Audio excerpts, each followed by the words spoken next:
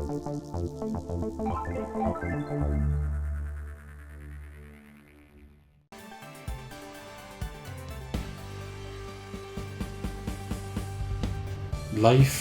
is an interesting journey. Life is constantly changing. Life has good times, life has rough times, life has bad times. Sometimes in sequential order, sometimes all in random. During the good times in my life, I have called it feast. During the bad times in my life, I have called them famine. Sometimes the feasts are short-lived, and sometimes the feasts are long-going. Those are good times sometimes. The famine times come and go, or sometimes they can hang around for a while. You learn how to survive during the rough times. You learn how to be resourceful. You learn how to scale back on what I've come to call luxuries. Your evaluation on what is luxuries or essentials have to change during these times in order to survive. During the feast times, you know it's not going to last forever based on past experiences. So you start to stock up on things when they are on sale. Buying extra dry goods, buying things for the freezer, buying other goods that will keep for extended periods of time. Starting as much as possible to save up money, whether it's out of your budget or through other methods or other side hustles.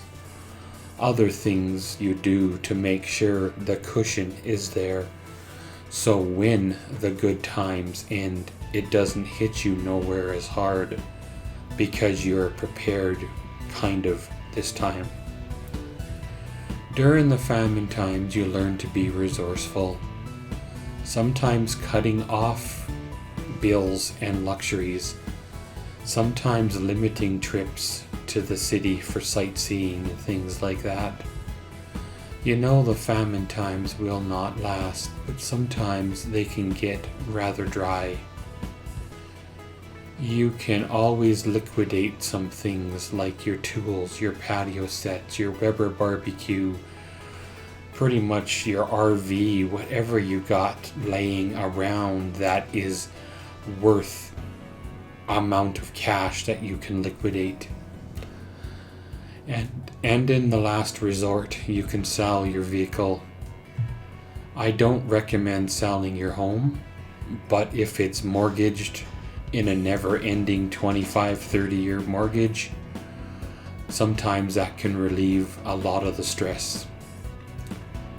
Sometimes you have to live without utilities, live in the dark, use a camp stove to boil water to make food, use lanterns to see where you're going, boil water for a shower and get creative on places to shower, things like that.